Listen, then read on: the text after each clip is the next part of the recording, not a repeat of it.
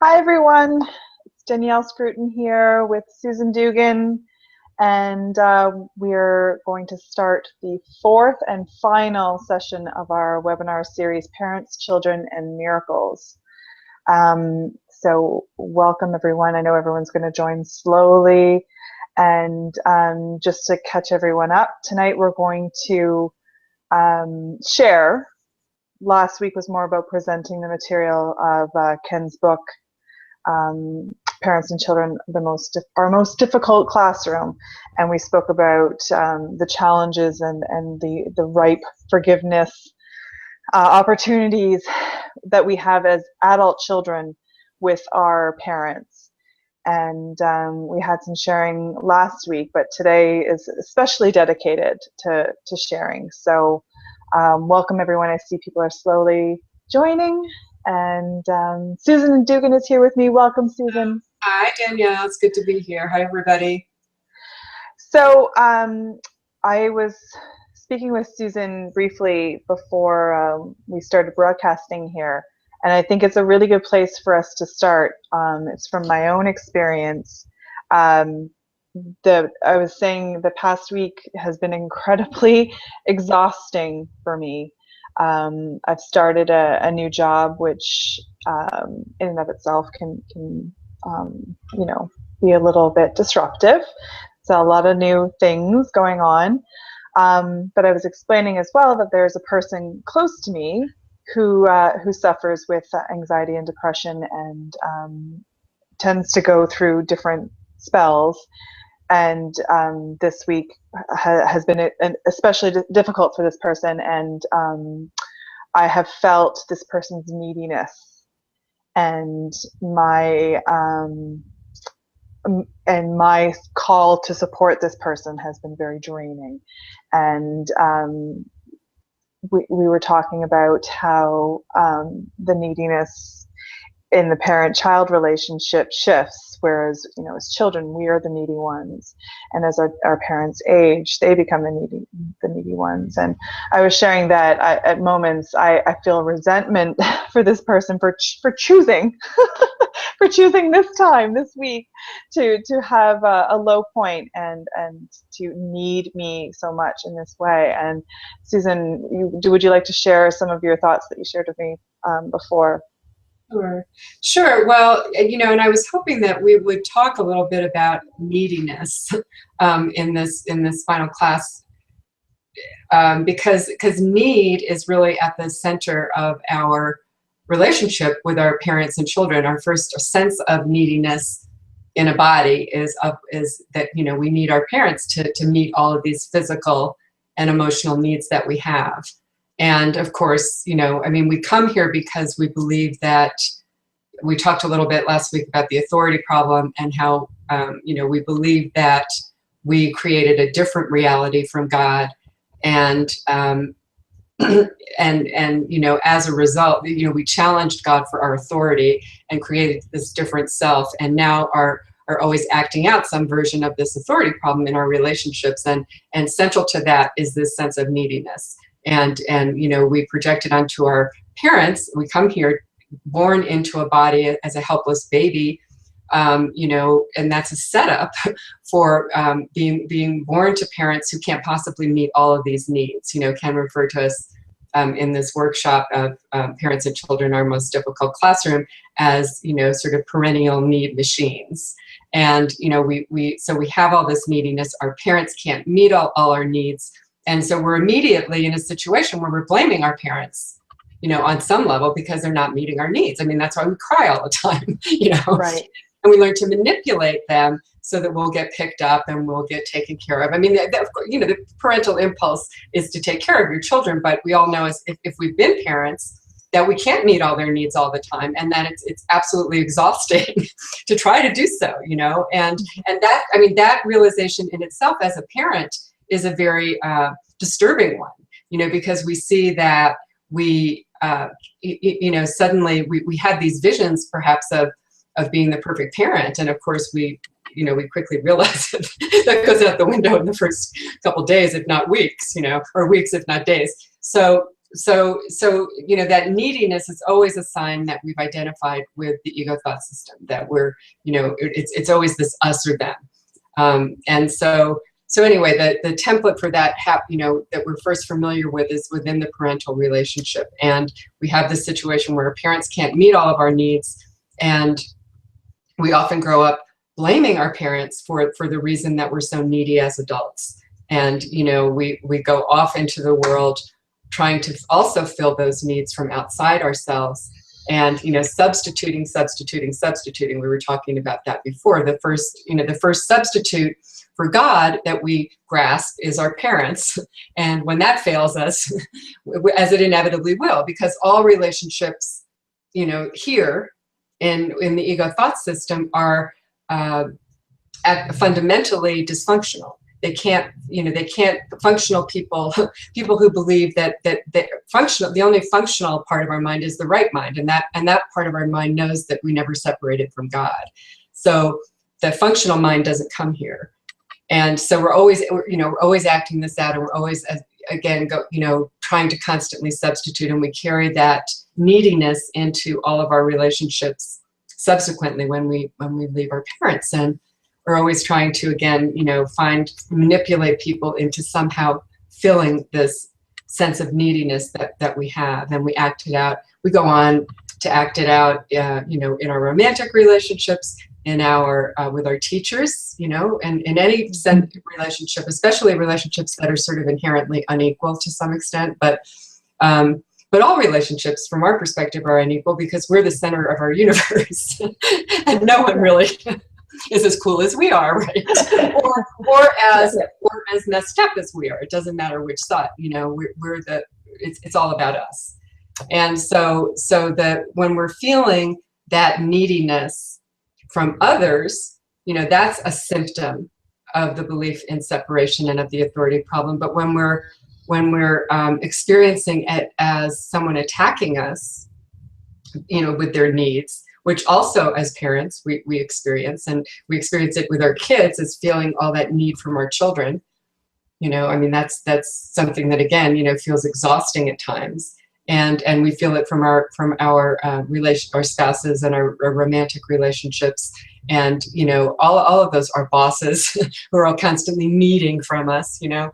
And so either side of that we're on, when we're feeling neediness, you know, we're really not, we're identified with the ego thought system, and we're identified with the belief of one or the other, and of specialness, and there's kind of no way out of it. So the fact that we're feeling attacked by someone else's needs or needy ourselves is a sign that we need help with this. You know, right. We're being bratty little children who believe that they ran away from home and really achieved that, and now, you know, these substitutes aren't working, and we're throwing a tantrum, basically. You know. Well, and basically what I'm saying is this person isn't meeting my needs by being so needy. Absolutely. My need is to do this, this, and this, and, you know, this person is preventing me from doing it, or whatever. And you know, when the truth is, nothing outside our mind has the power to take our peace away, and nothing outside us has the power to fill up that lack that we feel, you know, what's missing within ourselves, as when we're identified with the ego and the belief that we really pushed God's love away and can never find our way home. So the solution to neediness, on whichever end of it we seem to find ourselves in, you know, experiencing at any given moment, which are two sides of the same thought, is, you know, forgiveness is really to stop and catch ourselves and come back to the present, and you know, go back to those steps of forgiveness is, you know, I'm really not exhausted, as you were talking about in the beginning, for the reason I think. You know, it's not about the neediness of this other person. It's a present decision I'm making, you know, to identify with the ego. And I could see peace instead of this. The truth is, that's a lie. You know, the peace is still there. The love that we are together is still there. Because the truth is, if someone else is needing from us, whether we can answer their needs in that moment or not would not be disturbing us. We would be loving in whatever way we were responding, and we would just, when we were able to respond to them, we would. If we weren't at the moment, we wouldn't. But it wouldn't be a sense of being, having our own peace compromised and our own needs compromised. It wouldn't be one or the other. It would just be seeing that call for love. And, and we would see, and when we return to seeing our own need to have the person not need us, which is kind of what you were saying in this example, then, when we can see that that's our call for love, that's my call for love right now. I'm the one who became afraid again, and went back, forging back into the dream of specialness, where I'm the center of the universe again. And it doesn't work. It's not going to ever work for me. It's so sly the way, because I was so enmeshed in the world here, and in these little problems. I realized for an entire week, even though I'm leading the seminar and I gave you all homework, I didn't do it myself. I didn't. I completely enmeshed myself in this new job and in this person's strife and struggle, and felt as if I was, Danielle, the center of the universe, balancing the two and trying to do whatever else that I needed to do. And I wasn't going within. I wasn't looking to that teacher of inner kindness and really being honest about what was going on, honest about the thoughts in my head, which were, I've got too much going on, I can't do all of this. I wish this person, was better so that I didn't have to deal with all of this. And meanwhile, there's Jesus waiting for me to turn to him and give this to him, and to come back to that peace. Yeah, yes, Bruce is saying a perfect self-forgiveness opportunity, and it is, and thank you, Bruce, because that's Jesus is just laughing gently. He's not upset about it. He's not. No. He's not condemning you to hell over this. So it's, again, when you did catch it eventually. Yeah. And so that you didn't earlier is just shows us, yes, it's very subtle. Yes, there's a part of me that really, really, really doesn't want to practice this course, because it would work. That is so true. It's so true. I know, because what it would mean for me, because we don't know yet. And so, but we don't have to know all that it would mean is that we would be peaceful. It's only at the very, very end of the journey that there's any giving, that we wouldn't need this personal self. But we're not asked to surrender our personal self or our identity or our jobs or, our romantic relationships or our kids or any of the normal things that we do in the world. We're just asked to change the purpose of them and use them as a classroom. So as soon as we do become aware of that in ourselves, it's really just practicing, paying attention to those negative feelings and where we're pointing the finger, and whenever we're pointing the finger at something outside or at someone else or some circumstance outside ourselves and playing, we're essentially playing the helpless victim, then that's a signal, that's just a sign. And the more we practice, the faster and the more easily we catch it. But, we all get busy. There's a part of us that, again, doesn't want to learn this course. So we kind of wander back into the dream and into the ego thought system, and we become mindless, and it takes us a while before the pain has to become enough to get our attention, And you put that perfectly. That's exactly how it felt. Coming to do this tonight and then looking back at my week, I was mindless. You Right. know, I wrote some things. I have a website where I blog, and I realized a post that I wrote 5 days ago. I don't even remember writing it because I was that out of it. Hmm. Um, so but you're right. You know, the pain eventually becomes too much, and thankfully I have all of you here, and I had to be here tonight to wake up and remember that there's a solution. Um, yeah. Bruce is saying Jesus is the eternal Maytag repairman, and that we're not asked to give up the little we think we have. And he's saying us zombies merit pardon. Oh, what was that last part? Us zombies merit pardon. Oh, right. We Yeah. do become sort of zombie-like. We do become really robotic with this because it's kind of, the ego is our default position. You know, we love to forget that we're a decision-making mind. And when we've chosen the ego and we go running back into the dream, you know, which is really kind of where we are most of the time, then we've forgotten that we have a decision-making mind.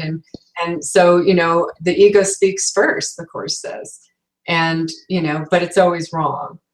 And that's, you know, and so the one of the reasons that the parent-child relationship is so helpful is because it is our template for all our special relationships, and that neediness that is so embedded in the, you know, the reason that bodies join, why bodies join and not minds, is because they need something from each other. You know, the ego needs to prove that it really exists, and it does that through a body, but it's not its fault. It's not my fault. And it does that through someone else's body. You know, it's not my fault, it's this other body's. And you know, if God's got to punish someone, he can punish this other body who was so needy with me that I couldn't get my work done, or whatever, you know, whatever at the moment we're doing. And I mean, it's so classic with with parents and children. Yeah. And, you know, I mean, I remember when my daughter was, you know, little, and I just, and that was like the best time of my special life, you know, in which I love little kids. I adored everything she did practically. But if I'm honest with myself, that's not true, because there, you know, there were a lot of things I wanted to get done that didn't get done, you know, and, you know, I'm a writer too. And so, you know, there was a lot of times when I felt like I was so absorbed in her world psychically, you know, and that I didn't have any sort of private psychic space to write, or creative space, you know. And it's like there was a part of me, the ego part of me, complained about that, even as I absolutely adored her, you know. And so there's always going to be conflict within specialness in the world, you know, that we find ourselves in. We don't come here to experience peace, prolonged peace. You know, we had peace. And, you know, when we decided to run away from it. So, and then we get here and we're, you know, why does this always suck, you know? And why can't I get my needs met? And why are things so tumultuous here? And why is there so much change? And of course that, you know, we've forgotten that we set it up that way. So, you know, so it's not to beat ourselves up about it, but just to try to remember as those things happen with our children, and an example with parents, you know, as they become more needy and you know, they begin to deteriorate, which bodies eventually do, we're going to face anything unresolved in that relationship. We're going to face, you know, we're going to have to face as we're called in or not, and suffer the consequences of just ignoring it, you know. But as we're called in, perhaps, and many of us are, to become more engaged with our parents again, and to maybe take over some of the functions in the world, or help them with their physical health, and, you know, their financial, well, you know, taking care of just normal things that they're no longer able to take care of, then, you know, all of those unresolved feelings will come up. But it's like we have another shot at it, you know, to resolve wherever we feel that they were not meeting our needs. We're going to feel resentment over them needing us now, because, you know, they didn't meet all my needs then, and we may be pointing a finger at them for ways in which we feel inadequate as adults, you know, because of the way we were brought up, or the way, I'm not good in relationships and intimacy or something because my parents were never really, demonstrative or whatever, where everybody has a story about their parents, and even the best of the best of relationships, again, can't meet all your needs, and there's something there that's usually hiding, and so part of the growing up spiritual growing up process can happen through our willingness to grow up with our parents, as we become more, we're called on to take more responsibility back for them. And we have experience that role reversal in which they may now be acting out the bratty little kid, and we get to see, again, that really we're just, although the roles are different in form and, once again, we still share that same need to go home, and that's all we're really trying to learn here. And so we can look at our parents as learning partners, and even as we have to take more responsibility than they are for the day-to-day matters of living, we can love them. We can learn to really love them outside of that tyranny of needs that Ken called it, of the special relationship. So we can almost drop the labels and the meaning behind them.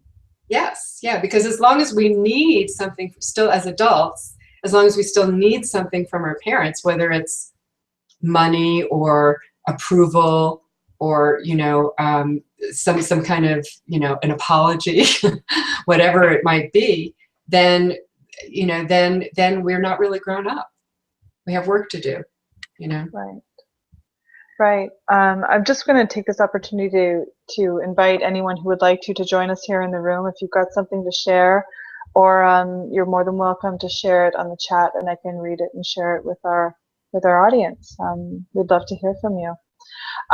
It's interesting. I have a friend who's quite a bit older than me. She's in her early 60s, and she was telling me about her guilt with her child. Her adult child, and how she feels she failed her as a daughter, as a mother. That she was too hard on her, constantly correcting her behavior.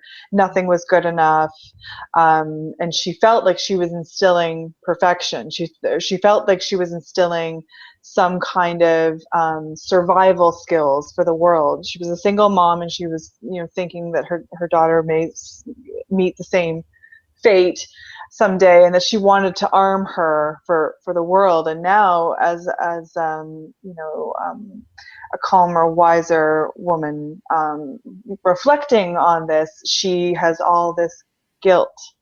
Mm-hmm. But it comes across very peacefully. I mean, it comes across as very I didn't know any better. I did what I could. But she very much wants her daughter to go to therapy and tell the therapist all the wrong things that she did, so that hopefully this person can magically undo the damage that she thinks that she did. And I found it fascinating, because I've known this person for a couple of years, and when I first met her, that wasn't the case. She felt really good about the way that she raised her daughter, but things had evolved in such a way that she had come to an understanding that she didn't do right by her. So I guess what I found fascinating was, again, the two sides of the same coin. Whether or not it was the best way to parent, or it was the worst way to parent. There was no middle ground there. There was no, I don't know, but I found it fascinating how she come to this conclusion and wanted some reparations still done in the world, I guess. Absolutely. Well, is she a course student or not? No, she's very spiritual, but not specifically the course. No. Well, I think that's really, really common. I think because again, nobody can, we do the best we can as parents. We don't know how to parent.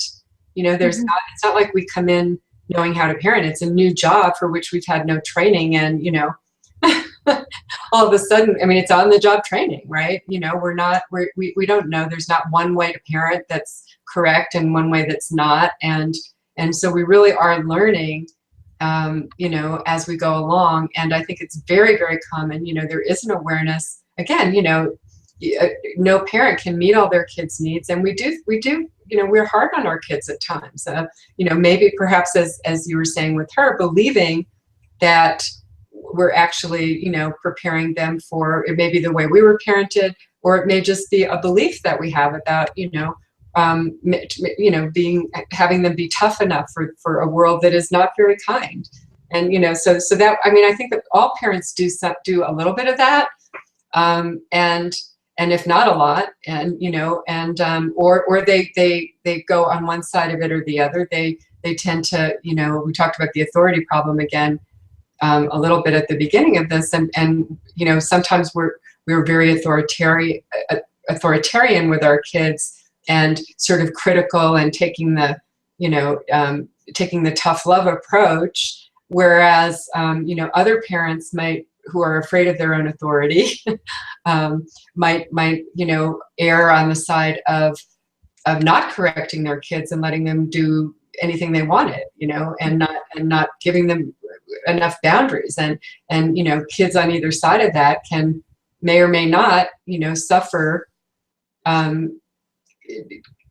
consequences in their behavior as adults. But from the Course's perspective, when those feelings come up for us as parents with our children, it's the same thing. As grown, our children are now grown, and it's a using that relationship now in the present to to learn to forgive ourselves, and to I would say that in that example that you were using, if that's happening, if we're experiencing something like that in the way we feel with our grown children, that regretting some of the ways that we treated them, and then wanting to make them go to counseling or something, so that they'll be fixed or changed. I mean, there's nothing wrong with encouraging that, but it really is their choice to do that. It's really their, again, that's a way of sort of trying to now compensate for what we think we did, and all it is still trading that guilt back and forth. Whereas the practice of it is to really see your kid right now, and to be in relationship with them right now, and and just to work with staying right-minded yourself, and then if there's something to say, if there's something you would be loving to them in whatever way was appropriate. But they're grown-ups now, and so it's not really for us to jump in and try to make up for something we did to them. It's more to be available to them, and to help them in any way that's requested. But they're not children anymore, Right. And I think it's important for us to honor the power of their decision-making mind. Yeah, and in that example with her, I tried to. She was kind of going on, and I tried to stop her. And at one point, she said, "I know what you're going to say, and you're going to try to make me feel less guilty." Oh, and I realized in that moment, my job was really just to listen to her, and I kind of sat back and took a breath. She needed to be heard. She didn't want to be consoled, or for me to say, "Oh no, it wasn't like that," or yeah. She simply just needed me to hear her out. And it's when I think about the difference between her view of her parenting a few years ago and her view a couple like now, I can see it's related to what you were saying. It's just this change in beliefs. And whether or not she becomes willing to look at those beliefs with a higher power is up to her. But that it was interesting to see that shift. And I know from my experience with the Course that for me to simply do the loving thing and hear her out, helps her. Absolutely, absolutely. It gives her, it's really, it's her decision how and which teacher she wants to listen to, and you're listening to perhaps a need that she's not aware of. The need to change her mind, the need to heal, to find her innocence in this. We're all very attracted to guilt because guilt is what keeps this going, and so guilt is what keeps the idea of me going. Again, the ego's thought system, and what its secret agenda is, not so secret really, it's pretty apparent, is to prove that I really am guilty, that I really did this to God, and so therefore I really exist apart from God as a separate identity, but to get away with it, it's someone else's fault. And that someone else could be me, as long as I'm guilty, as long as somebody's guilty in this relationship, as long as somebody can be pointed at, to, who did this, and so she may be very invested on a level that she's not aware of, that, I really messed up my daughter, I really am guilty, the home of evil, darkness, and sin, as the Course puts it. And, it sounds like it would be impossible for us to be attracted to guilt, but it's really what we all are attracted to, and it's not the guilt we think it is. It's reflecting this other guilt that is so deeply buried in our mind, and we are constantly defending, and our relationships are our defenses, to prove that it's real. Absolutely. Deborah's saying, she's asking if we can address another issue. Sure. She's saying, with so much focus in contemporary times to condition the body through physical activity, where does the Course stand on passing this belief on to children? To condition the body through physical activity. Oh, like exercise. Exercise, yeah. Or maybe there's a lot of emphasis now on obesity in children. Right. We sort of swung the other way a little bit, and whereas there was so much, I'm sure that there still are a lot of eating disorders and things like that, and problems, but there's also now a huge epidemic of childhood obesity in the United States anyway, and so but the Course doesn't, again, take any stance inform on one particular. It's never about behavior. It's never about prescribing what you should specifically do, how you should specifically raise your kids, or what's the right thing to do in terms of behavior in a relationship on any level. What it would say is that if I have an issue with my children about their body image, or an image, an issue of my own about body image, in which I feel, I'm driven to try to experience perfection or something like that, or I'm worried about obesity or trying to become healthier, and I'm struggling with that, or my kids are struggling with it, then it's really about, again, looking at, asking for help with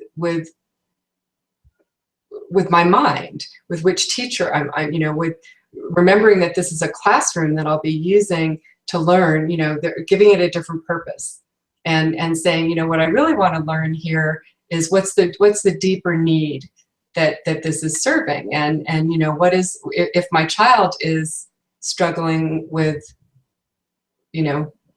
physical activity, overdoing it or underdoing it, then how should I see them, and how do I honor the power of their decision-making mind? And so as I'm, obviously, there's obvious things in the world that you would do. You can try to offer enough exercise for your kids, and healthy foods in the house, and all those kinds of things, and to model whatever behavior you could model. Those are just obvious things that we would do as a parent. But at the same time, not to become obsessed with the outcome of it. We don't know the atonement path of our selves, let alone our kids. and you know, they may be on some level needing to experience some kind of imbalance there, you know.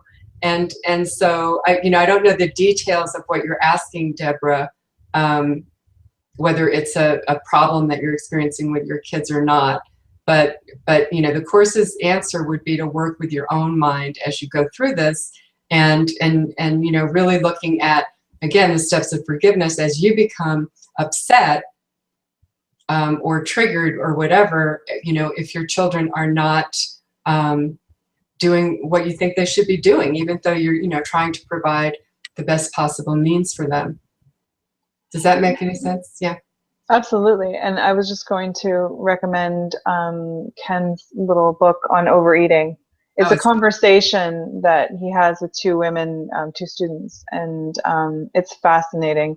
He goes really, really deep with food, and I found it incredibly helpful. I've read it many, many times, and would highly, highly recommend it. Yeah, and I think it's applicable to all addictions as well, that book. Yeah. And very, it's also in a CD format, and I would echo that. I think it's, you know, for everybody, it's really like, for anybody who's seriously interested in Ken's work, it's something that's applicable to all of us. Absolutely. And just to speak to your point about that this is something the child might need to go through.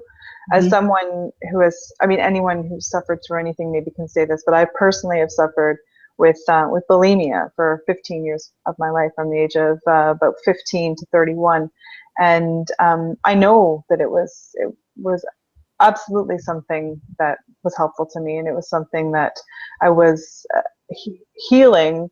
I was able to heal while practicing the course, and it was, you know, right there in my face, and something I could go to Jesus with, and a great way for me to develop trust. And it was just something that I know I just needed to go through. There's no one to blame.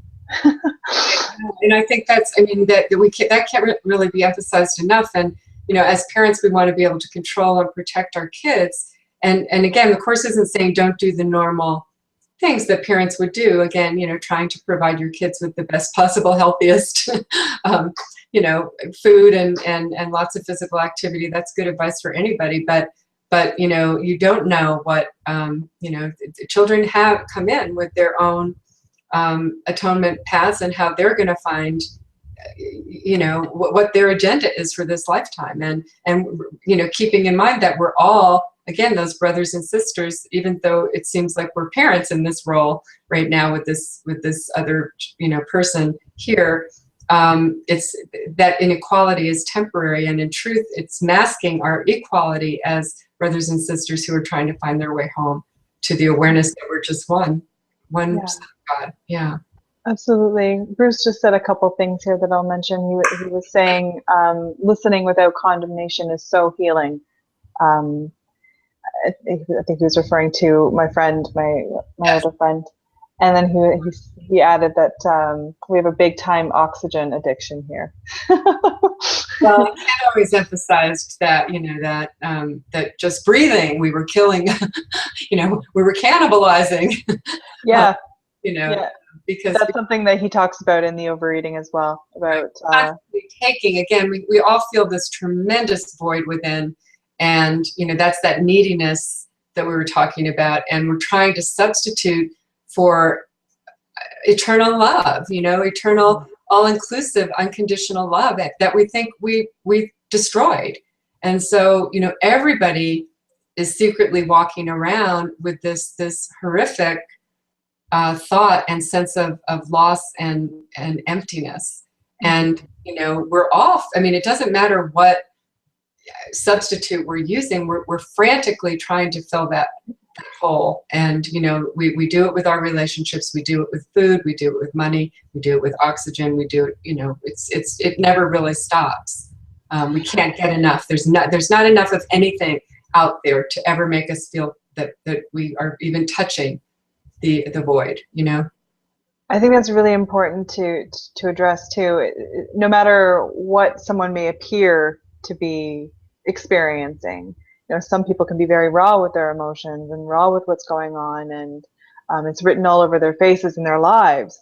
With other people, that it may be masked more in some way, but ultimately we are all experiencing that.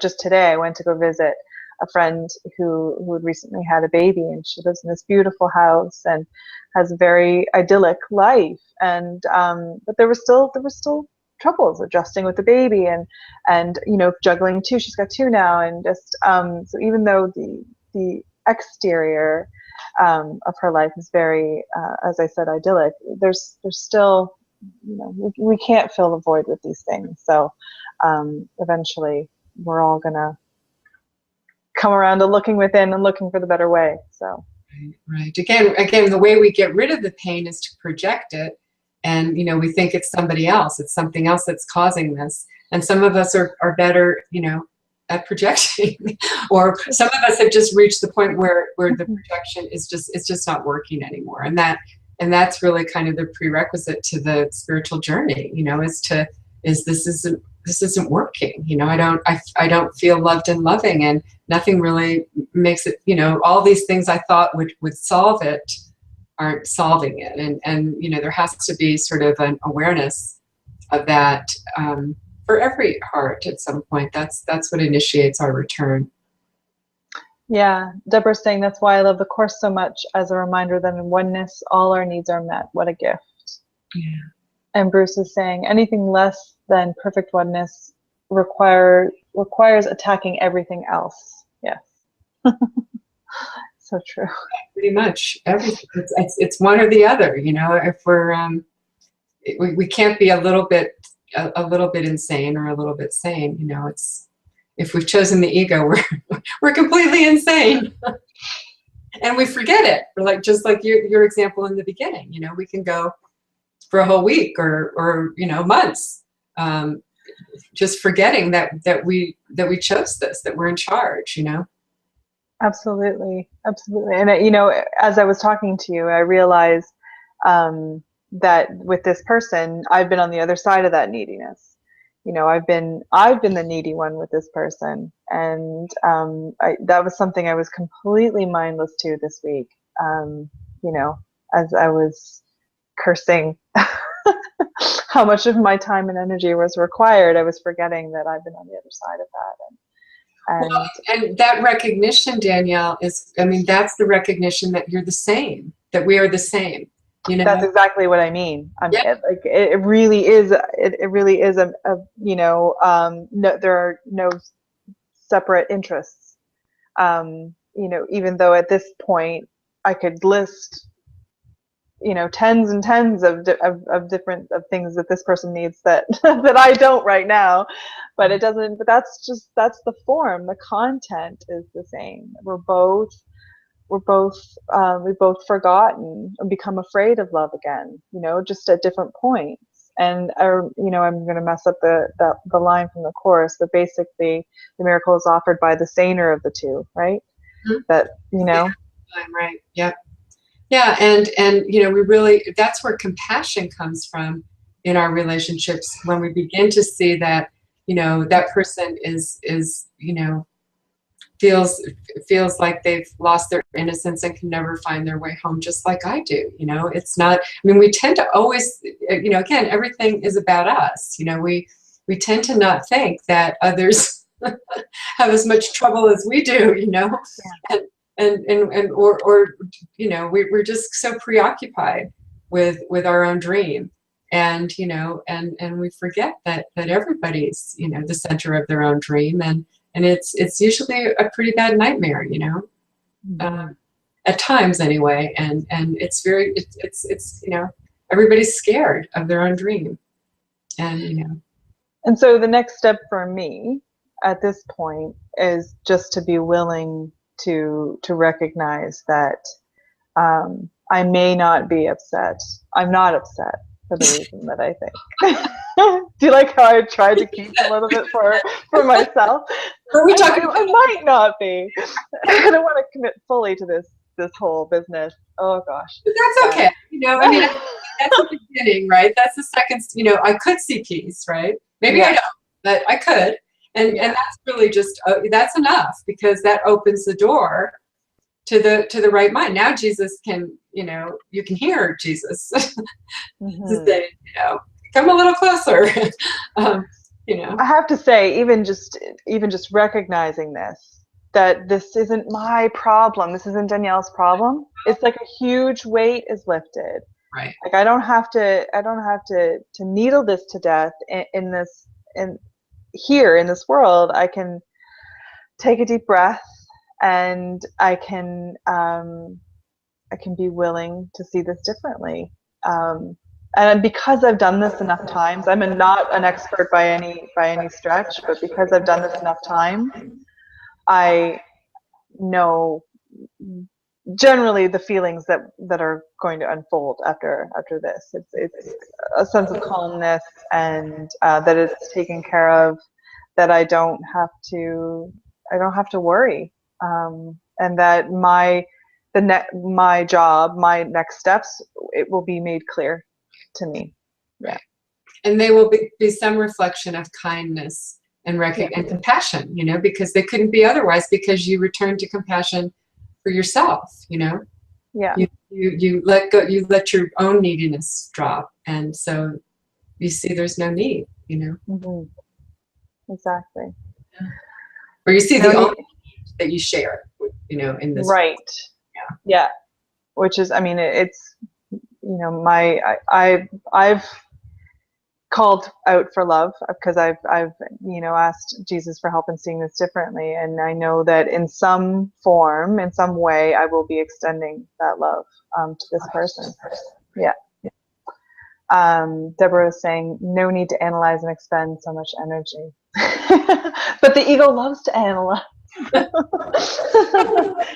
Right, but it is that sense of it's not, it's a relief, it's a sigh of relief, because it's, there is all this energy when we're trying to fix or change or fulfill, all the wishes and our own expectations, others' expectations, get rid of that makeup, compensate for the guilt, all of that. It's terribly exhausting.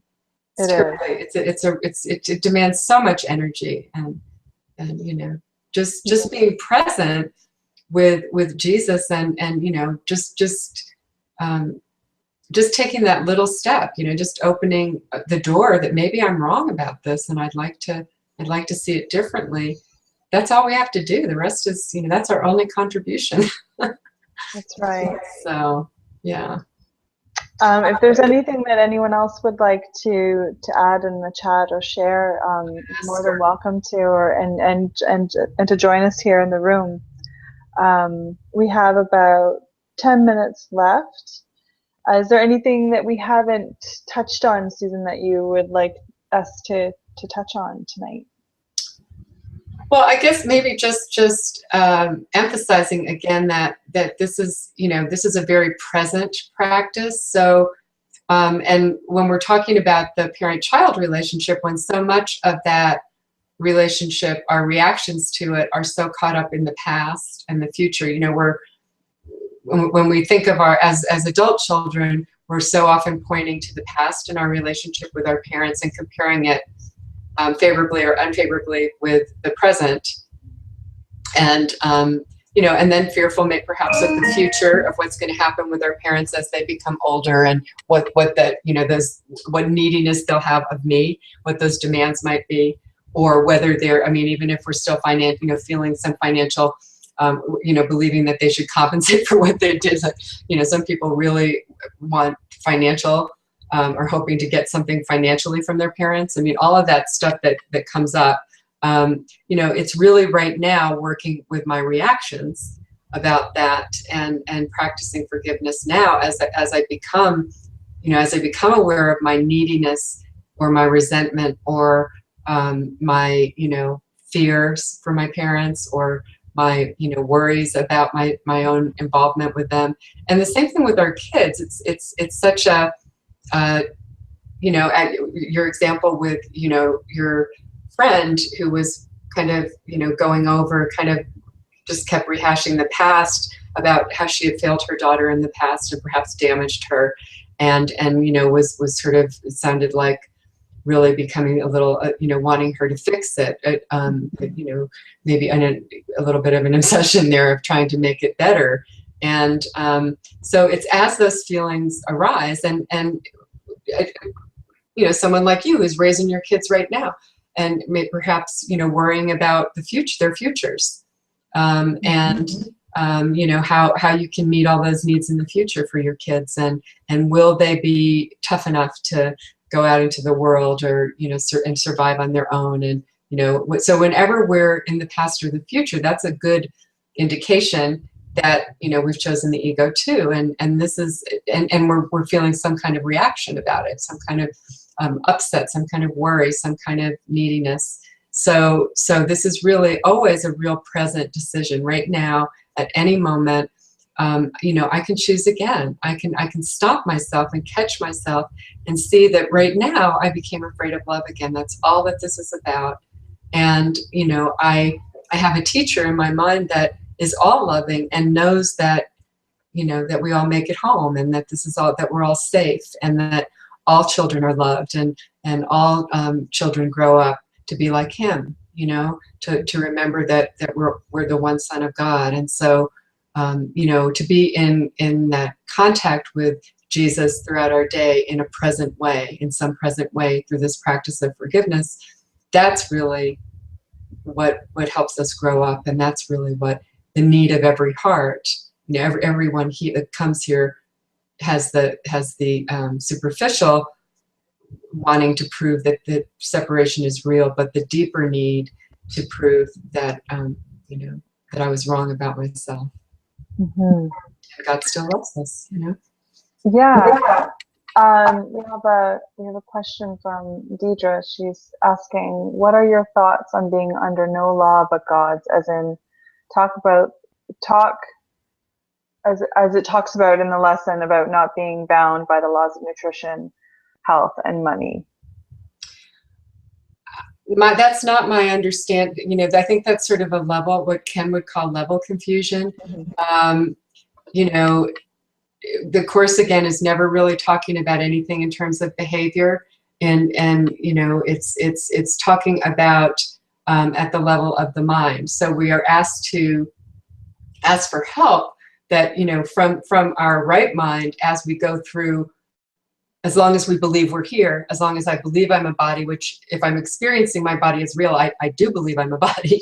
And, you know, the whole thrust of the Course is not to fix or change or make the body live longer or any of those things. It's to take care of our bodies in a normal way. So, you know, to not, to do the normal things that we do to take care of our bodies, as I was saying before, do the healthy things that, you know, which do change in this world at any given moment. It could be a different scenario, but to try to be kind to our bodies and take care of our body's needs, but to use the body again as a classroom to learn that we are not bodies. We're not vulnerable bodies, but one mind. And, you know, the idea is not to prolong, to try to, you know, manipulate our experience and make a better body that will survive forever or something like that, that's indestructible, but to recognize that whatever, you know, whatever I came in with, whatever script I'm reviewing right now, in terms of this body, what the body does or doesn't do has no power to take my peace away. And so if my body is ill, then I still deal with it at the level of the mind, and asking to see peace instead of this, you know, and to be kind to my body. And the Course doesn't ever talk about denying the body, and calls that a particularly unworthy form of denial. But you know, it does say that as you're going through this, you know, you kind of use a compromise approach, in which, again, you use the body as a classroom, in which you learn, you know, we ultimately learn that we're not bodies, but that's at the very top of the ladder, at the very end of the journey. And you know, when we're no longer, what changes is our identification with the body as our only identity. We become more and more identified with the right mind, which sees only our, you know, our loving oneness.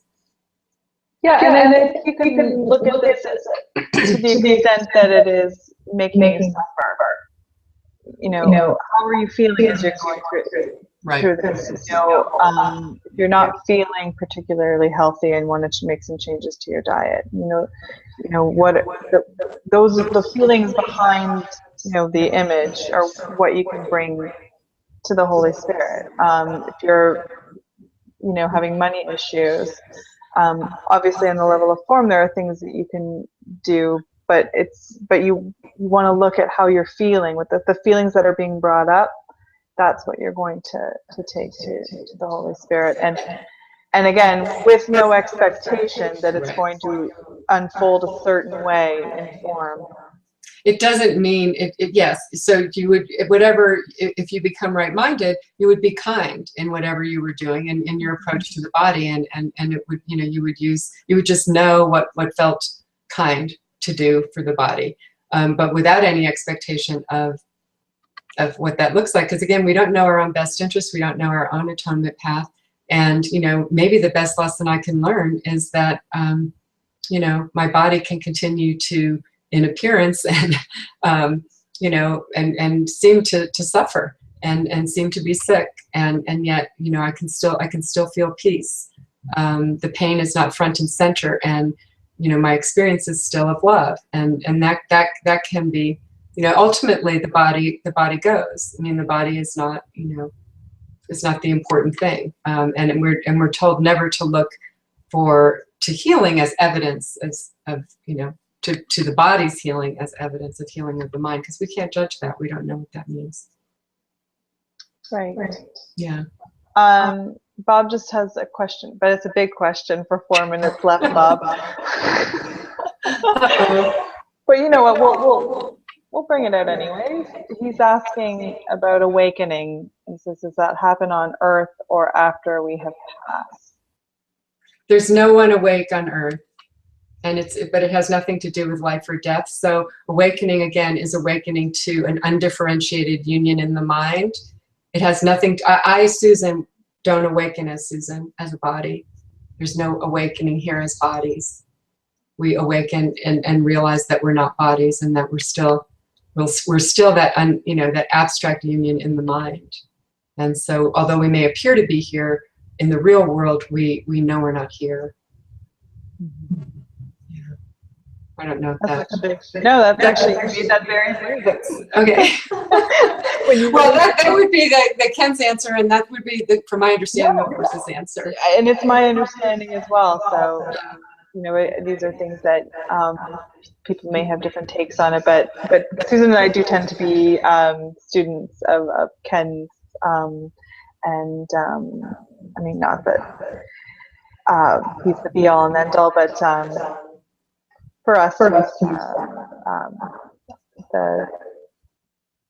teacher that we are helped most by.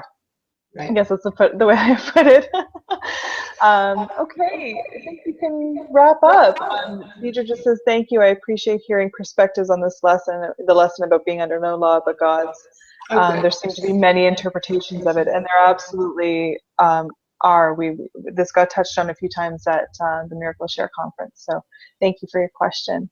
And thank you everyone for joining us. It's been a wonderful webinar series. This is my first time doing something like this, and it was great. I really appreciate all the participation, the questions, and the enthusiasm, and the little one-liners from Bruce. Those are always awesome. And thank you, Susan, for your wisdom and your willingness to share, and for showing up here. Well, I really enjoyed it. It was fun, and thank you for it's a great topic, and there's so many great topics. We should do it again sometime.